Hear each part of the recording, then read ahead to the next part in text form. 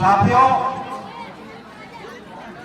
कहते हैं ना कि राम की लीला, तो जो राम की लीला होती है, तो राम की लीला आज से नहीं बल्कि कई वर्षों से हर गांव में, हर क्षेत्र में होती रहती है। ये राम की लीला इसलिए करवाई जाती है कि ताकि हम राम के आदर्शों को अपने जीवन में उतारें। भाई, हम राम तो नहीं बन सकते हैं, पर राम के जैसे काम और राम के जैसे आचरण हम अपने जीवन में उतार सकते हैं। आज जितने भी महापुरुष हमारे बीच में नहीं है, चाहे अटल बिहारी वाजपेयी हो, चाहे महात्मा गांधी हो, इन्होंने भी राम के आचरणों को अपने मन मंदिर में उतारकर अच्छे काम किए। और आज वो हमारे बीच में नहीं है, लेकिन हम उन्हें आज भी याद करते हैं। आप देखते हैं कि महात्मा गांधी जी की अधिकांश कविताओं में राम का नाम देखा जाता है। रघुपति राघव राजा राम, पति तो पावन सीताराम, आप देख सकते हो उनके अधिकांश कविताओं में। तो इससे पता चलता है कि जिस आदमी ने राम के आचरणों को अपने जीवन में उतारा है, निश्चित है कि उसको लोग याद करते हैं, क्योंकि हम अच्छे काम करेंगे, अच्छे काम समाज में करेंगे, अच्छा व्यवहार लोगों से करेंगे, लोगों से जलन की भावना नहीं करेंगे, तो निश्चित है कि हमें लोग मरने के बाद भी याद करेंगे।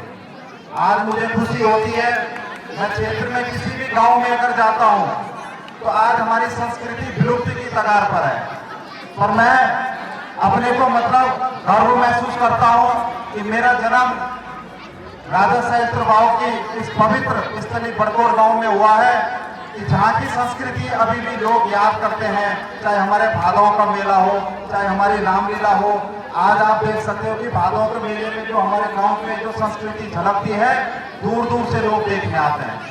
तो इसके लिए मैं अपने गांव की माताओं को और बहनों को, युवा शक्ति को बहुत बहुत बधाई देना चाहता हूं कि इस संस्कृति को आप ऐसे ही बचा के रखेंगे, क्योंकि हमारे पूर्वजों की देन हमारी संस्कृति है। अगर हम अपनी संस्कृति को नहीं समझेंगे तो हमारे पास कुछ नहीं है।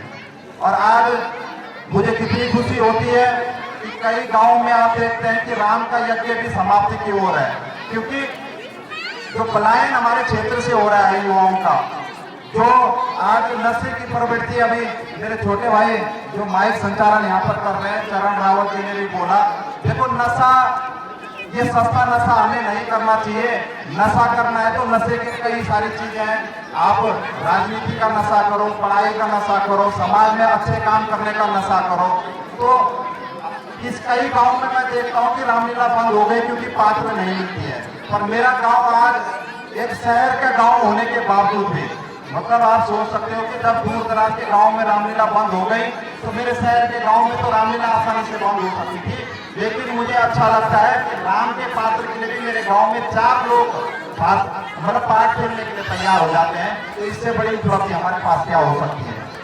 मैं अपने युवाओं को बहुत बहुत बधाई देना चाहता हूँ, क्योंकि जो मेरे गाँव का युवा है उसके अंदर जो मैं जोश देखता हूँ, कुछ करने की क्षमता देखता हूँ, उससे मेरा भी मन गदगद हो जाता है। और इसी प्रकार से मेरा युवा इस समाज को आगे बढ़ाते रहे, क्योंकि युवा से बढ़कर समाज में कोई दूसरा नाम नहीं है।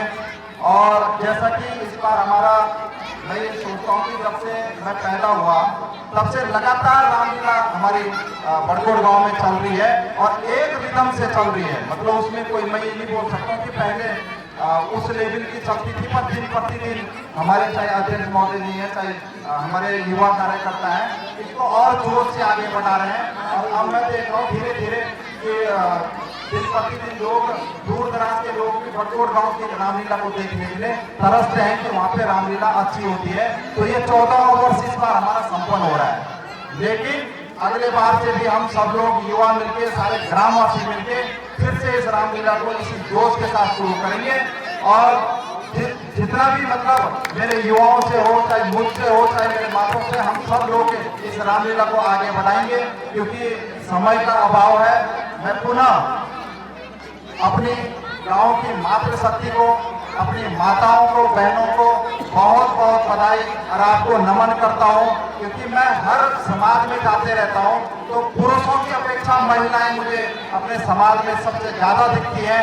और चाहे हमारा शादी हो, ब्याह हो, किसान का फील्ड हो, रामलीला हो, मेरी माताएं और बहनें अगर इस समाज में नहीं होती तो मुझे लगता है कि कोई भी कार्य आपके बिना संपन्न नहीं है। मैं आपको नमन करता हूँ, प्रणाम करता हूँ और पुनः यहाँ पर कमेटी का धन्यवाद करता हूँ कि आपने मुझे आज यहाँ पर आने का निमंत्रण दिया। मुझे बहुत अच्छा लगा और आगे हम सब लोग मिलकर इस राम यज्ञ को और अच्छे ढंग से करेंगे। जय हिंद, जय भारत, जय उत्तराखंड।